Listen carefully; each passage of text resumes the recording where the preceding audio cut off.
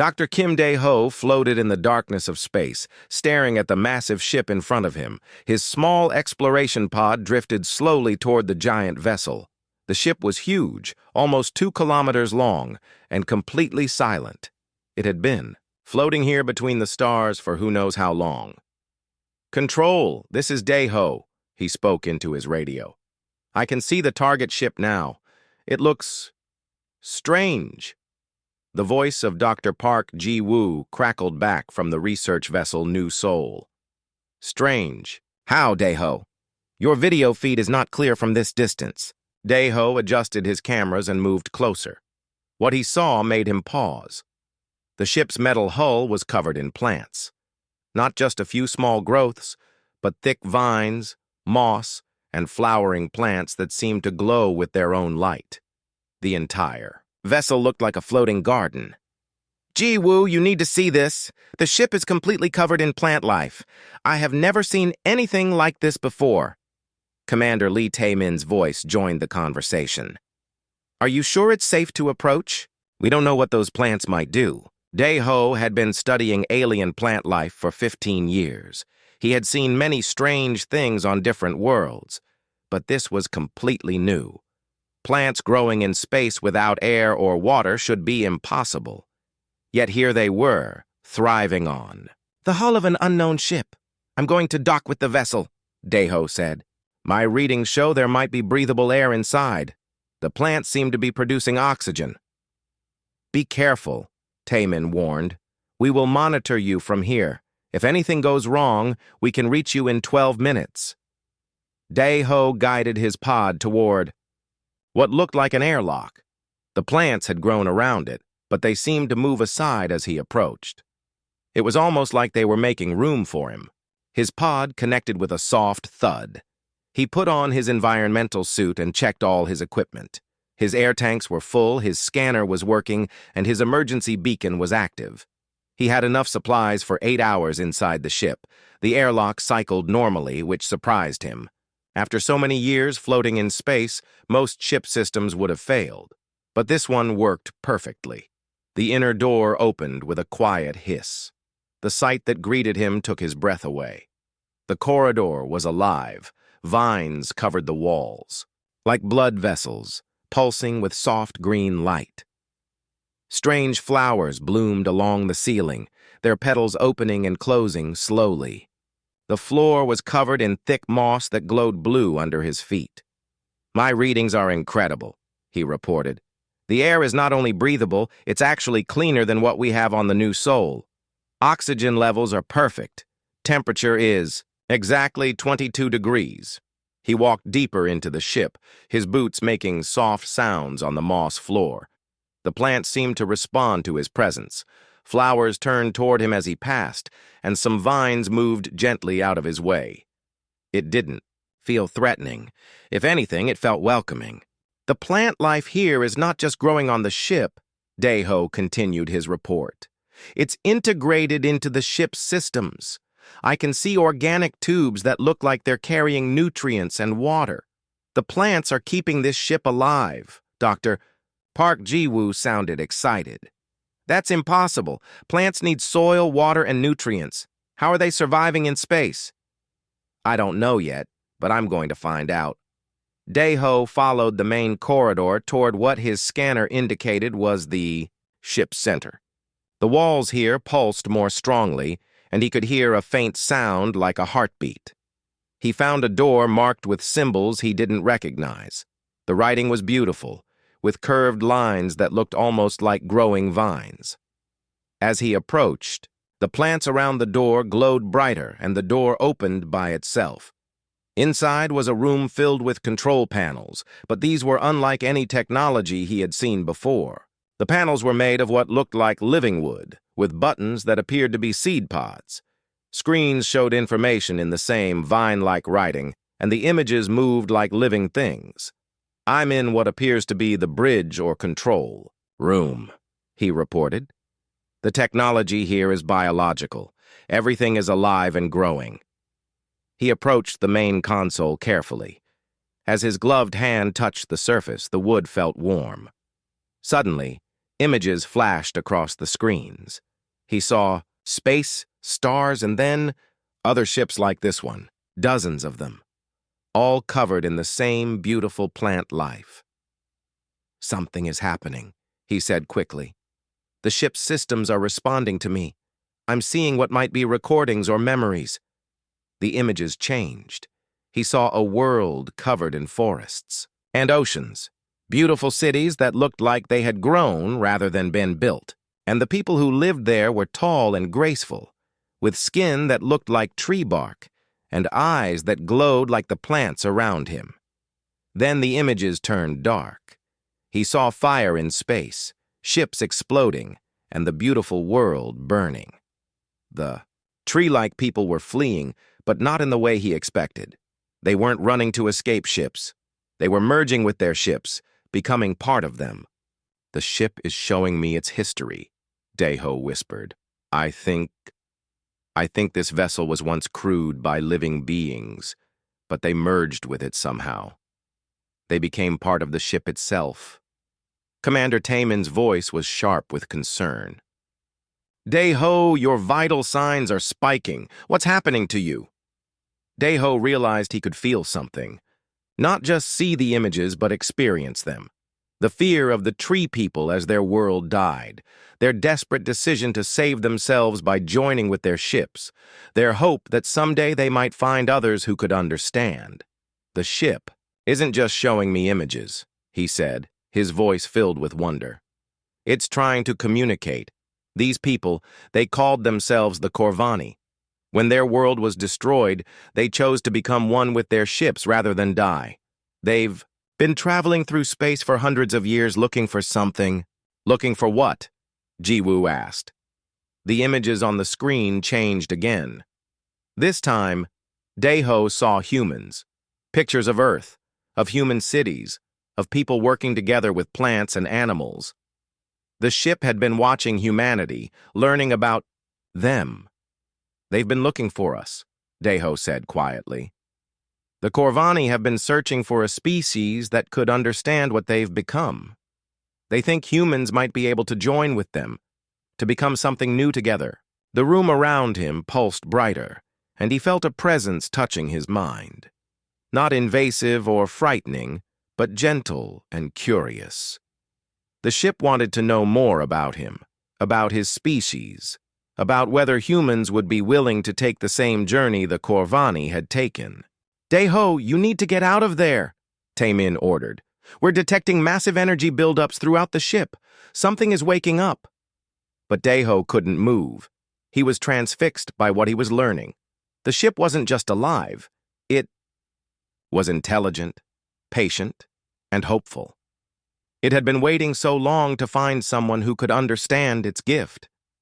The vessel was overrun with Flora, he murmured to himself, finally understanding. But the real ship has roots that reach into something bigger than just survival. They reach into what it means to truly live among the stars. The plants around him glowed brighter, and Deho realized his exploration had only just begun. 3 days had passed since Dr. Kim Deho first entered the living ship. He had set up a small camp in one of the corridors, sleeping in his portable shelter while the glowing plants provided gentle light around him. The ship had accepted his presence completely. The plants seemed to care for him, adjusting the air temperature when he felt cold and increasing oxygen levels when he worked hard. "Day 3 log," he spoke into his recorder. "The ship continues to show me new areas. I believe it's guiding me somewhere specific, but I don't know where yet." Dr. Park Ji-woo's voice came through his radio. "Deho, we're worried about you. You've been in there for 3 days. Maybe it's time to come back to the New Soul for a proper rest." "I'm fine, Ji-woo. Better than fine, actually. I feel more rested than I have in months. The air here is incredibly pure, and the plants seem to be taking care of me." Deho touched one of the glowing vines on the wall. It pulsed warmly under his hand. "I think they like having company." Commander Lee Tae-min joined the conversation. "Your medical readings are actually excellent, but we're concerned about psychological effects. Being alone on an alien ship for Days can affect your judgment. Daeho understood their concern, but he felt clearer than ever. The ship was teaching him things no human had ever learned before. Every day, he discovered new wonders about how the Corvani had merged their technology with living organisms. He followed a corridor that pulsed with brighter light than the others.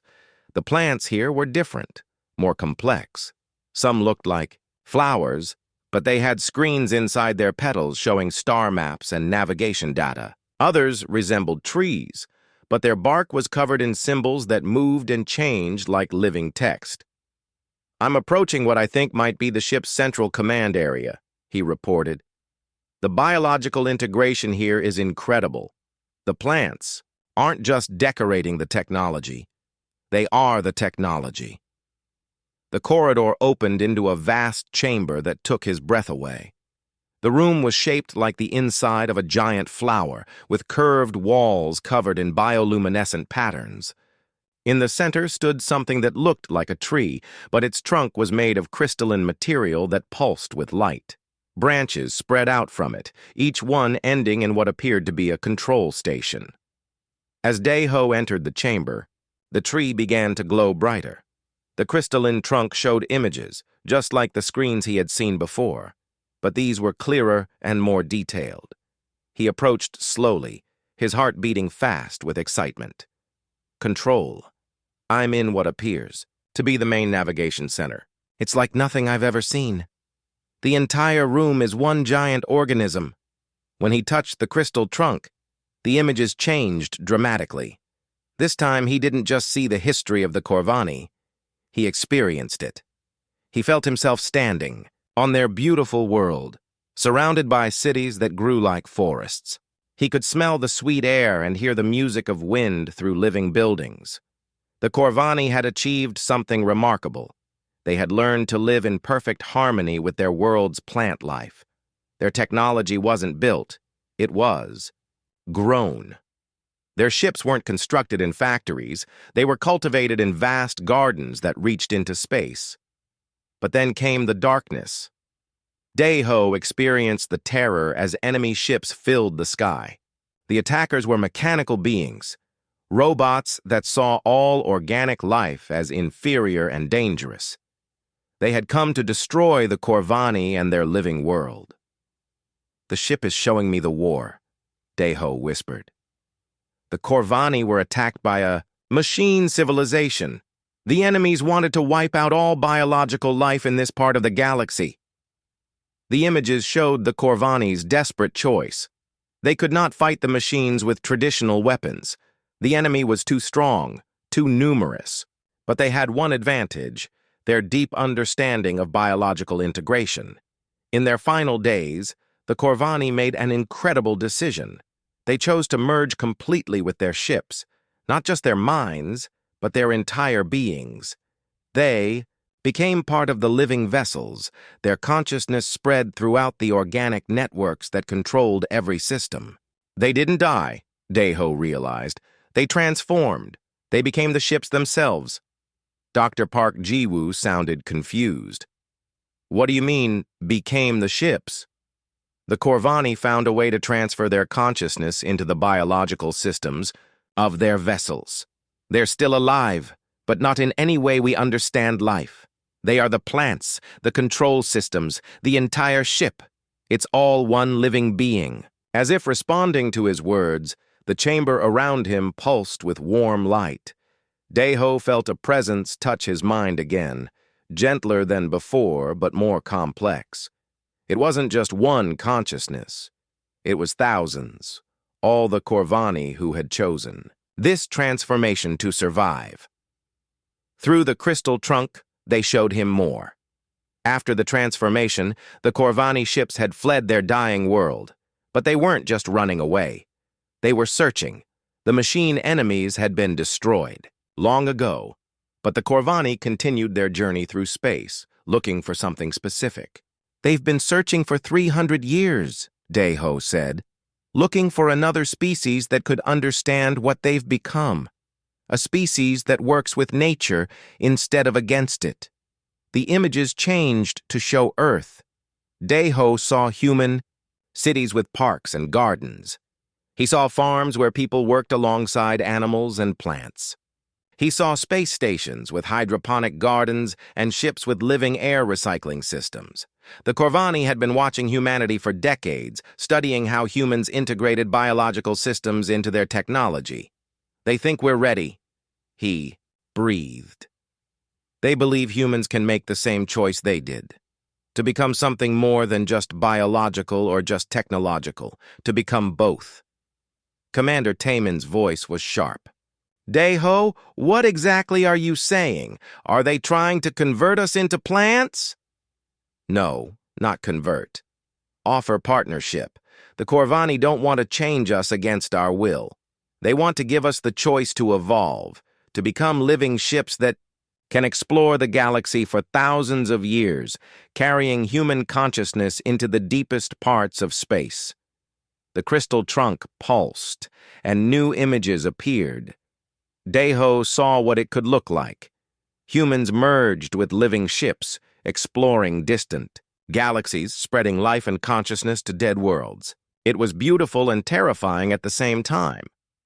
The ship is moving, came Taemin's urgent voice. Daeho, the entire vessel just changed course. It's heading toward human space. Daeho placed both hands on the crystal trunk and felt the ship's intentions. They're not invading.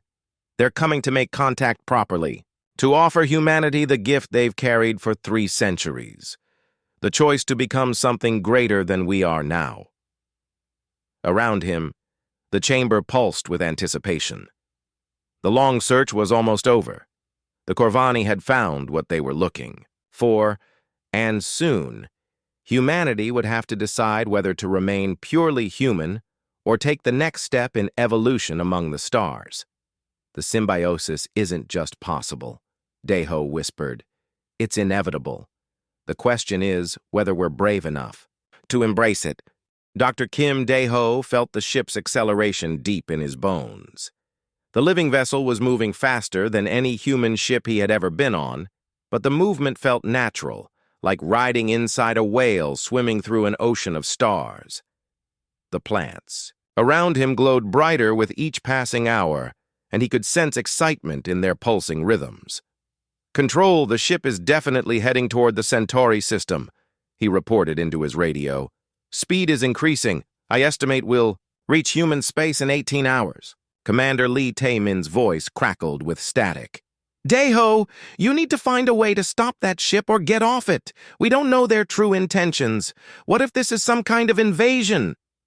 Daeho touched the wall beside him, feeling the warm pulse of life beneath his palm. Taemin, I've been connected to this ship's consciousness for days now. They're not invaders. They're refugees who became something greater than they were before. They just want to share their gift. Dr. Park Ji-woo joined the conversation. But what if humans aren't compatible with their biology? What if the merging process kills us or changes us into something we don't want to become? These were good questions, and Daeho had been thinking about them constantly. He walked through the corridors toward a section of the ship he hadn't explored yet. The plants here were different again, more complex and sophisticated. Some looked like nerve networks, spreading across the walls in intricate patterns. Others resembled organs, pulsing with fluids that glowed different colors. As he walked, he noticed something new happening. The ship was growing. New corridors were forming as he watched, with walls that stretched and expanded like living tissue. Fresh air vents opened in the ceiling, and new lighting panels bloomed like flowers along the floors. The ship is preparing. For guests, he realized. It's creating new spaces, probably for human visitors. He entered a vast chamber that definitely hadn't been there the day before. The room was shaped like an amphitheater, with curved seating areas that looked like they had been grown from living wood. At the center was a raised platform covered in the same crystalline material he had seen in the navigation chamber. As soon as he stepped into the room, the crystal platform began to glow. Images appeared above it, 3-dimensional pictures that moved through the air like holograms. But these weren't showing the past anymore. They were showing possible futures. Daeho saw himself merged with a small exploration ship, his consciousness spread throughout its living systems. He could feel what it would be like to navigate through space not as a passenger, but as the ship itself. To feel the solar wind on hull that was also his skin, to sense gravity fields like a physical touch, to communicate with other ship beings across vast distances through biological quantum networks. They're showing me what the merger would be like, he whispered. It's not death or loss of identity, it's expansion, becoming more than human while staying human at the core. The images changed to show other possibilities. Humans who chose not to merge, living normal lives on planets and stations, while their transformed relatives explored the deepest parts of space. Families separated by choice, but connected by love and understanding. Two branches of humanity, both valuable, both necessary. The choice would be voluntary, Daeho said into his radio. No one would be forced to transform. But those who want to explore beyond what human bodies can endure would have the option.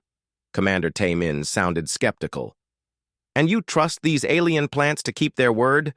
How do we know they won't try to convert everyone by force? Before Daeho could answer, something extraordinary happened. The ship's acceleration began to slow, and he felt a new presence entering his awareness. Not the collective consciousness of the Corvani, but something else, something human. Wait, he said, confused. I'm sensing something familiar. There are other humans nearby. Dr. Park Ji-woo's voice was urgent. That's impossible. The nearest human settlement is 3 days away at maximum speed. But Daeho was certain. Through the ship's biological sensors, he could detect human life signs approaching from multiple directions. Ships were coming, lots of them, all converging on their position. The crystal platform showed him what was happening. Word of the alien vessel had spread throughout human space faster than official channels could control it. Independent captains, research teams, and curious colonists were racing to see the living ship for themselves. Some came with weapons, others with scientific equipment, and a few with nothing but desperate hope. We have company, Daeho announced. Multiple human ships approaching from all directions. The news must have leaked. Among the approaching vessels, Daeho sensed something that made his heart skip. One of the ships carried someone he recognized. Captain Nam Gisu, a famous deep space explorer who had lost both legs in a shuttle accident 5 years ago. The man had been forced to retire from active exploration, but now he was flying toward them in his modified transport ship. Captain Nam is here, Daeho said with excitement. He must have heard about the biological integration. For someone like him, this could mean getting back everything he lost and more. The Corvani ship responded to the approaching humans with what could only be described as joy. The plants throughout the vessel pulsed with warm, welcoming light. New chambers began forming rapidly, each one designed to accommodate human visitors safely. The ship was preparing to receive its first voluntary guests.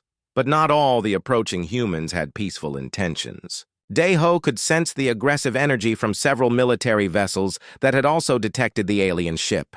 They were coming with weapons charged and fighters deployed, treating the Corvani vessel as a potential threat. We have a problem, he reported. Some of the approaching ships are military. They're treating us as hostile. The ship's consciousness touched his mind, showing him images of the choice they now faced. They could flee, disappearing back into the void between stars and waiting for another opportunity that might never come. Or they could stay and try to communicate, risking conflict but also offering humanity its greatest opportunity for growth. Through the biological networks, Daeho felt the Corvani making their decision. They had waited 300 years for this moment. They would not run away now, even if it meant facing human weapons. The gift they offered was too important to abandon because of fear. They're going to stay, Daeho announced. The Corvani won't retreat. They believe too strongly in what they're offering humanity. The ship began broadcasting on all human communication frequencies. Not words, but something deeper.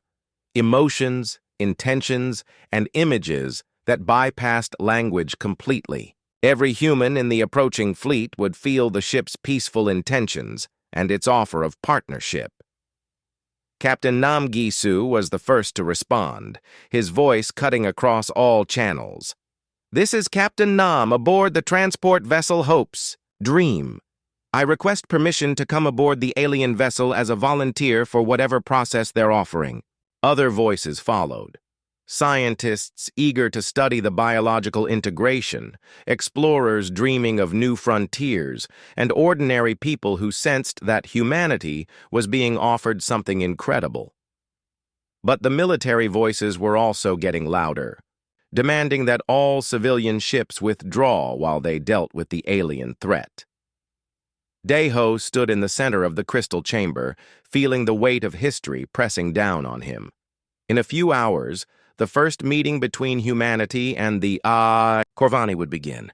The outcome would determine whether his species took the next step toward becoming something greater, or whether fear would cause them to reject the greatest gift they had ever been offered. "The awakening isn't just happening to the ship," he whispered to himself. "It's happening to all of us. The question is whether we're ready to wake up." The first human visitors arrived 6 hours after the Corvani ship entered human space. Captain Nam Gisu docked his transport vessel Hope's Dream with surprising gentleness, considering he was missing both legs and flying with modified controls. Dr. Kim Daeho watched through the ship's biological sensors as the airlock connected. "Welcome aboard, Captain Nam," Daeho said through the ship's communication system. "The ship is ready to receive you." Nam moved through the airlock using his mechanical wheelchair, but stopped immediately when he entered the living corridor. His eyes went wide as he stared at the glowing plants and pulsing walls. The moss beneath his wheels felt soft and springy, and the air smelled like a forest after rain. "This is impossible," Nam whispered. "Plants can't survive in space like this." "They can when they become something more than just plants," Daeho replied, emerging from a side corridor. "The Corvani discovered how to merge biological systems with advanced technology. What you're seeing is the result of 300 years of evolution." Nam rolled forward slowly, reaching out to touch one of the glowing vines. It pulsed warmly under his hand and seemed to respond to his presence. Other plants along the corridor began to glow brighter, as if welcoming him. "I felt something when I touched it," Nam said with wonder. "Like it was alive and aware." "It is. The entire ship is one massive living organism with thousands of individual consciousnesses working together. The Corvani who once crewed this vessel are still here, but they've become part of the ship itself." Dr. Park Ji-woo's voice came through the radio from the New Seoul. "Daeho, we're monitoring multiple military ships approaching your position. Admiral Kim Hwan is demanding that all civilian vessels withdraw immediately." Through the ship's sensors, Daeho could feel the tension building outside. 12 human vessels now surrounded the Corvani ship. 3 were military destroyers with weapons armed and ready. The others were research vessels, independent transports, and 1 ship from the Mars Colony Medical Center. Dr. Oh Soo-jin, the chief xenobiologist from the medical ship, was the next to come aboard. She entered with scientific equipment and a team of assistants, but like Nam, she stopped in amazement when she saw the living corridors. "The biological integration is perfect," she breathed, scanning the walls with her instruments. "These readings show cellular activity that should be impossible. The plants are processing energy, cleaning air, and maintaining ship systems all at the same time." Daeho led both visitors toward the crystal chamber, where the Corvani consciousness was strongest.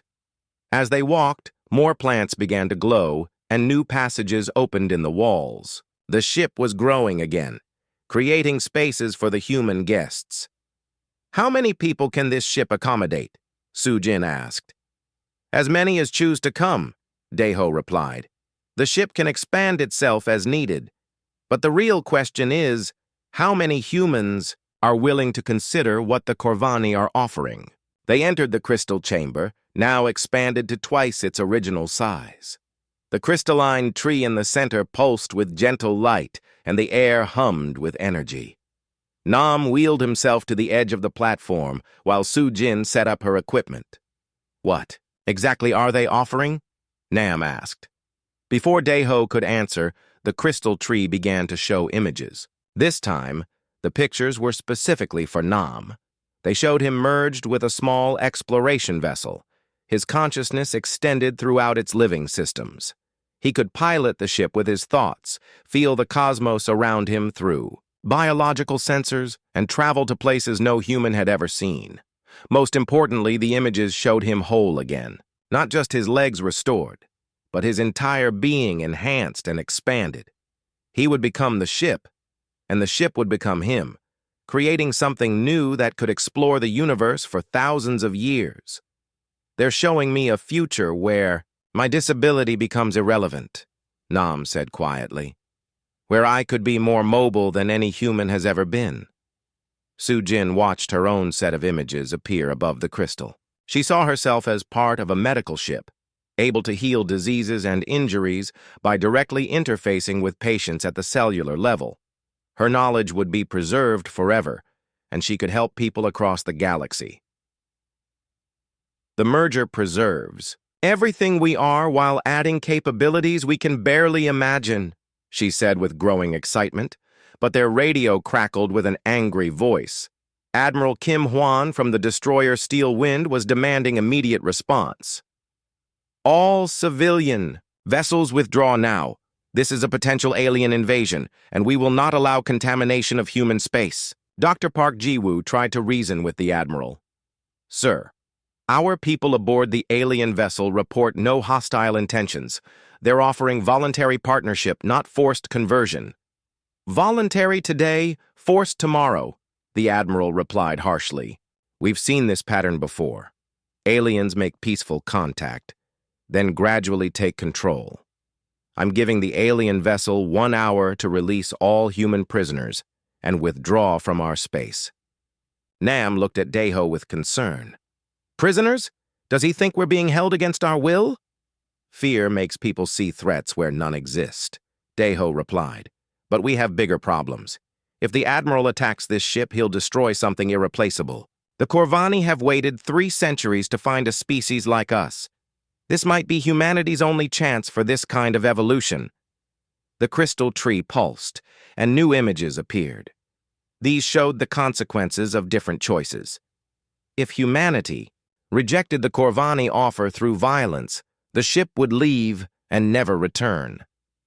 The galaxy was vast, and they could search for other species, but the opportunity for humans would be lost forever.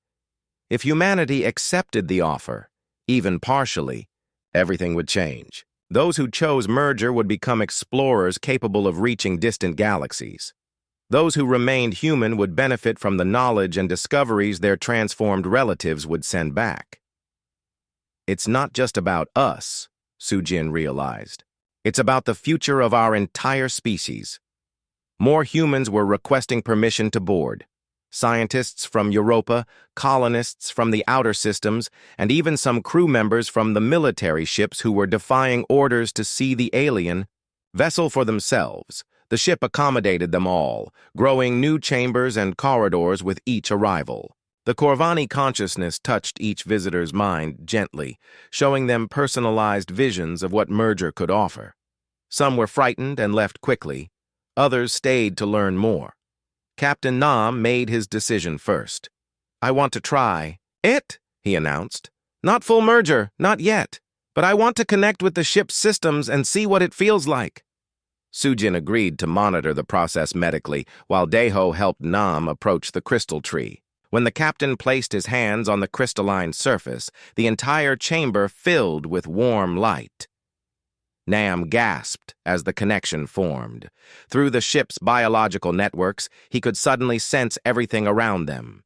The positions of all the human vessels, the emotions of their crews, the vast emptiness of space, and the incredible complexity of the living ship itself. "I can feel everything," he whispered. "The ship, the cosmos, the other humans nearby. It's like becoming part of something infinitely larger than myself." The connection lasted only a few minutes, but when it ended, Nam's face was transformed with wonder. We have to find a way to make the Admiral understand. This isn't invasion or contamination, it's evolution. It's the chance to become more than we ever dreamed possible. Outside, Admiral Kim Hwan's deadline was approaching. In 30 minutes, he would either attack the alien vessel or humanity would have to find a way to bridge the gap between fear and hope. The choice that would determine humanity's future was about to be made. Admiral Kim Hwan's deadline was 15 minutes away when something unexpected happened. A new voice cut across all communication channels, clear and calm despite the tension-filling space around the Corvani vessel. "This is Dr. Yoon Hee-jin from the Mars Colony Ethics Council. I'm requesting permission to board the alien vessel as an official representative of the colonial government." Dr. Kim Dae-ho looked up from the crystal chamber where Captain Nam Gi-soo was still recovering from his connection experience. Through the ship's biological sensors, he could detect Dr. Yoon's small diplomatic shuttle approaching carefully between the military destroyers. "Permission granted," Dae-ho replied. "The ship is creating a docking port for you now." Admiral Kim Hwan's angry voice followed immediately. "Dr. Yoon, I order you to return to safe distance. This alien vessel poses an unknown threat to human security."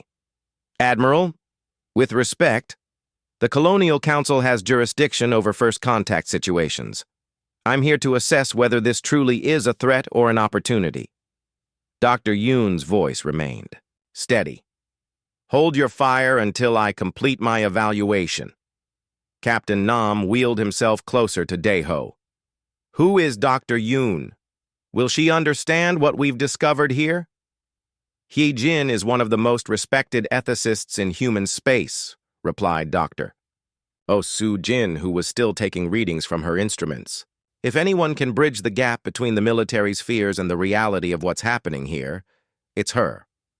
Dr. Yoon Hee-jin entered the ship 10 minutes before the Admiral's deadline. She was a small woman with sharp eyes and graying hair, wearing the simple robes of the Colonial Ethics Council. Unlike the previous visitors, she showed no surprise at the living corridors and glowing plants. Instead, she observed everything with careful attention. "Dr. Kim, I need to understand exactly what these aliens are offering and what it would mean."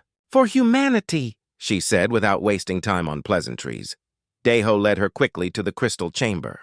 "The Corvani aren't traditional aliens anymore. They're a hybrid consciousness that merged with their ships 300 years ago to survive a war. They're offering humans the same choice they made, to evolve beyond purely biological existence." Dr. Yoon approached the crystal tree carefully. "And this evolution would be permanent." "Yes, but also voluntary," Captain Nam answered. "I've experienced a brief connection. It doesn't destroy who you are. It makes you more than you were." Dr. Yoon studied the captain's face. "You're Nam Gi-soo, the explorer who lost his legs in the Titan accident. This opportunity must be particularly appealing to you." "It is," Nam admitted, "but not just because of my disability. The things I felt when connected to the ship, the ability to explore deep space, to survive for centuries, to discover new worlds, these benefits would apply to any human, not just those with physical limitations." Dr. Yoon placed her hand on the crystal surface. The tree responded immediately, showing her images specifically chosen for her perspective. She saw humanity divided, but not broken. Some choosing merger and becoming space explorers, others remaining traditionally human and building better worlds. Both branches of humanity working together, sharing knowledge and discoveries across the galaxy. "The choice would truly be individual?" she asked. The crystal tree pulsed with what could only be described as agreement. More images showed the process. Humans who chose merger gradually connecting with ship organisms over days or weeks, maintaining their consciousness and memories throughout. Those who decided against it could leave at any time without harm. "What safeguards exist against coercion or accidental conversion?" Dr. Yoon continued her questioning. The ship responded by showing her the biological mechanisms. The merger required active consent at a cellular level. Human biology would actively reject the process unless the person genuinely desired it. There was no way to force someone to merge against their will. Meanwhile, outside the ship, more human vessels continued to arrive. Word had spread throughout the solar system faster than any government could control.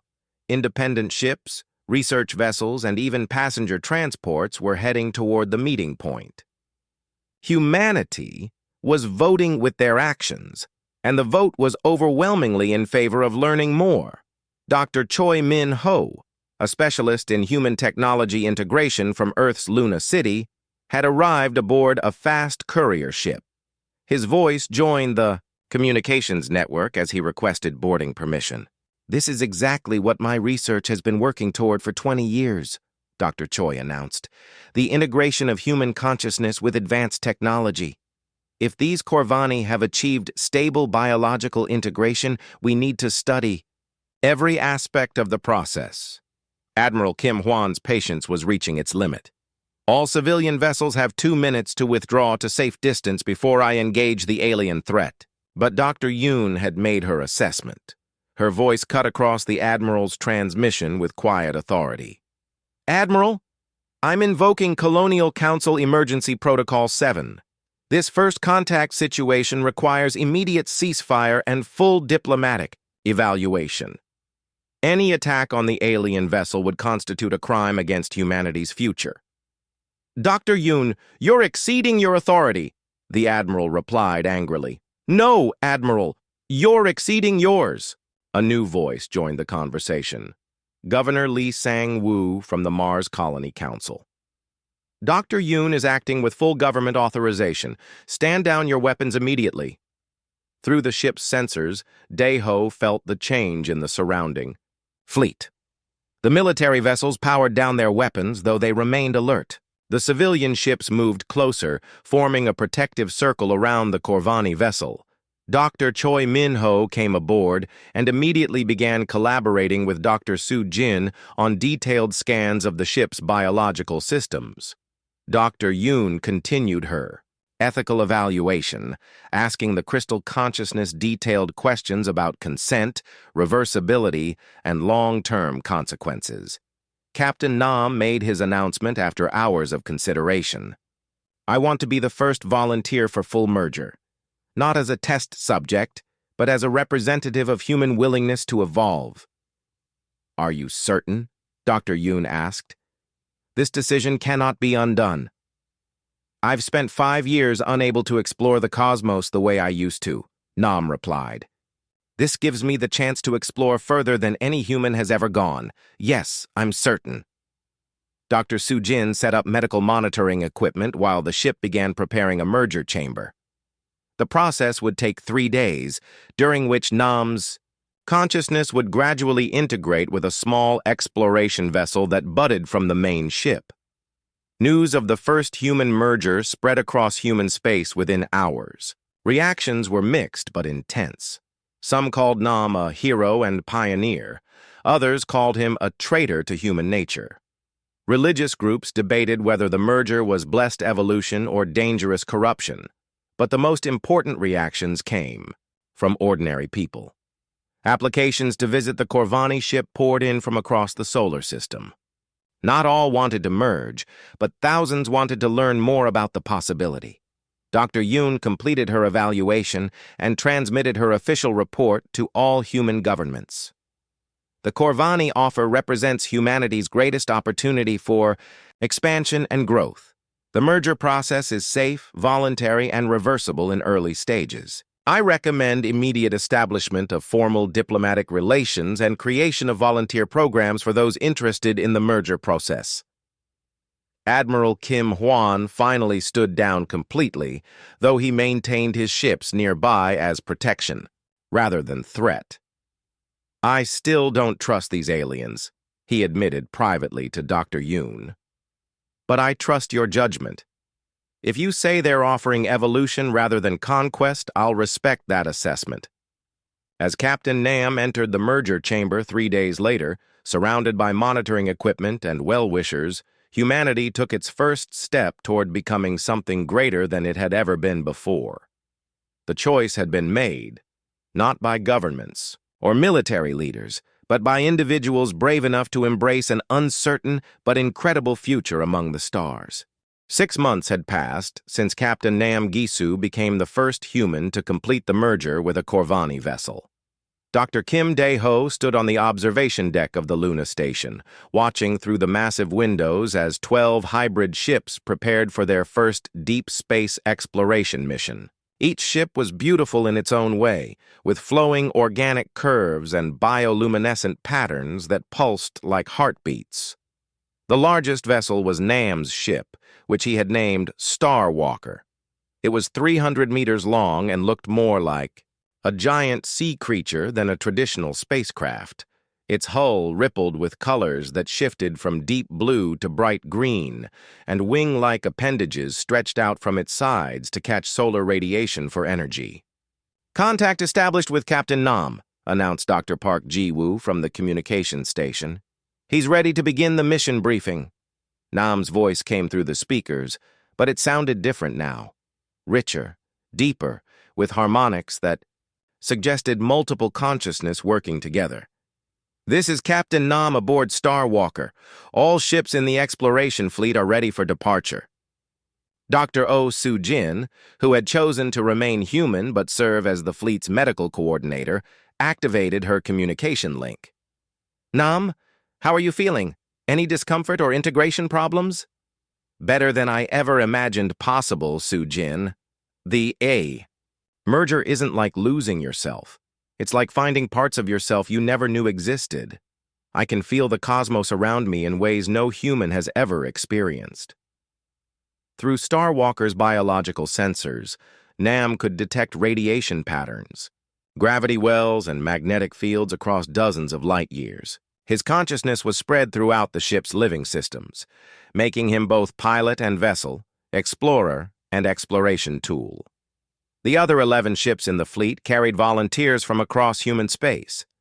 Dr. Lee Min-jung, a geologist from the asteroid belt, had merged with a mineral analysis vessel that could process raw materials from dead worlds. Engineer Park Dong-woo from Mars had become one with a construction ship capable of building habitats in the harshest environments. Most remarkable was Commander Yoo So-young, a young pilot who had been born with a rare genetic condition that made traditional space travel impossible. Her merger with a medical research vessel had not only cured her condition, but enhanced her abilities beyond any baseline human capabilities. "The fleet will explore the Vega system first," Nam announced. "Long-range sensors show several potentially habitable worlds that have never been visited by any known species." Dr. Yoon Hye-jin, now serving as the official liaison between merged and traditional humanity, spoke from her position on Luna Station. "Remember, your mission is exploration and peaceful contact only. If you encounter other intelligent species, follow first contact protocols." "Understood," Nam replied. "We carry the hopes and dreams of both human and Corvani consciousness. We won't disappoint either species." As the fleet prepared to depart, Dae-ho reflected on how much had changed in 6 months. The merger program had started slowly, with careful screening and extensive preparation for each volunteer. But word of the incredible experiences had spread, and applications now came from every corner of human space. Not everyone chose merger, of course.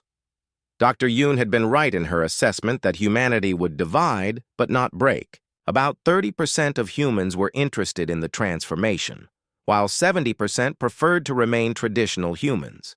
Both groups respected each other's choices and worked together on exploration and development projects.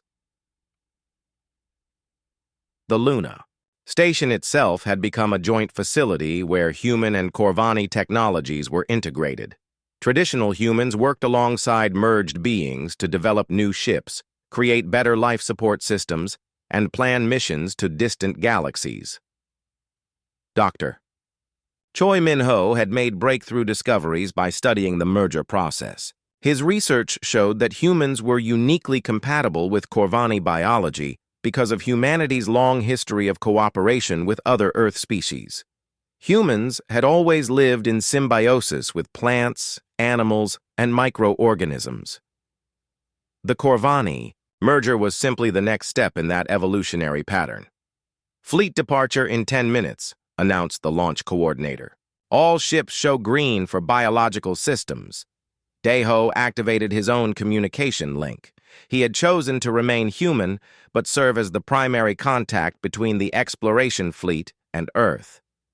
"Nam, before you leave, I want you to know how proud we all are.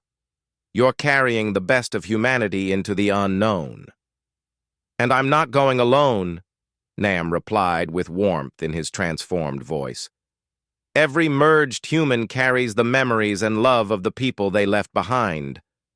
We're still connected to you, just in a different way."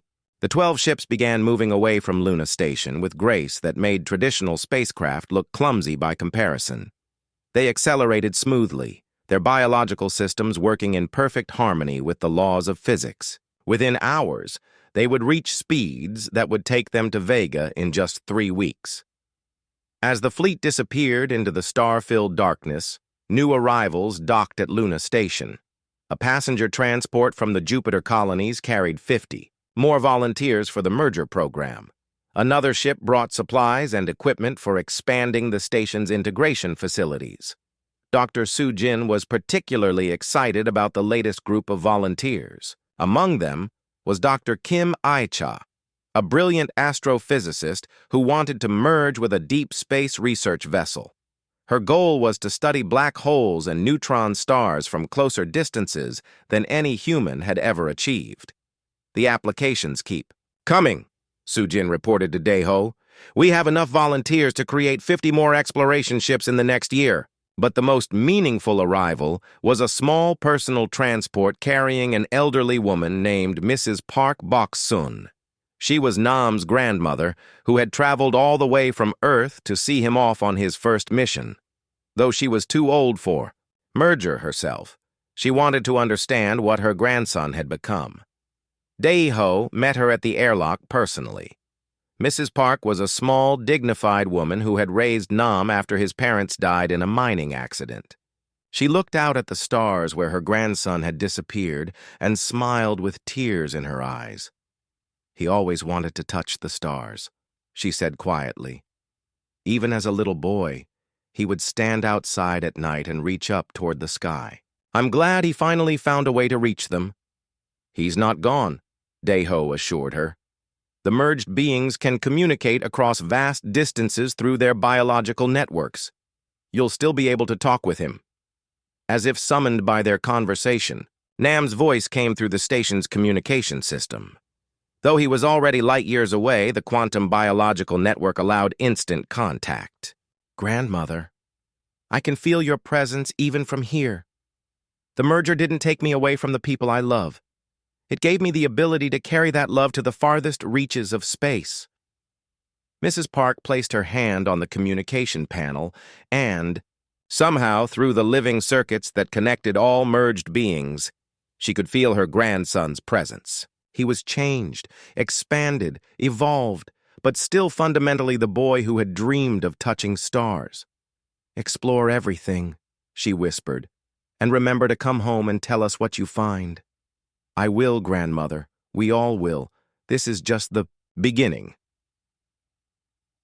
3 years later, the merged exploration fleets had discovered 18 habitable worlds, made contact with 2 peaceful alien civilizations, and established research stations in 7 different star systems. They sent back knowledge, resources, and wonder to traditional humanity, while traditional humans provided cultural anchors, new volunteers, and continued innovation in merger technology. Dr. Deho, now director of the Human Corvani Integration Program, often stood at the observation windows, watching new fleets depart. Each ship carried human consciousness into the unknown, spreading life and curiosity to corners of the galaxy that had been dark for millions of years. The vessel had, indeed, been overrun with Flora, but Deho had learned the truth. The real ship had roots that reached far deeper than anyone imagined. Roots that connected not just plant to ship, but consciousness to cosmos, individual to community, and one small species to the infinite possibilities that waited among the stars. Humanity had found its place in the universe not by conquering it, but by growing into it, becoming part of something larger while remaining true to what made them human. The galaxy would never be the same.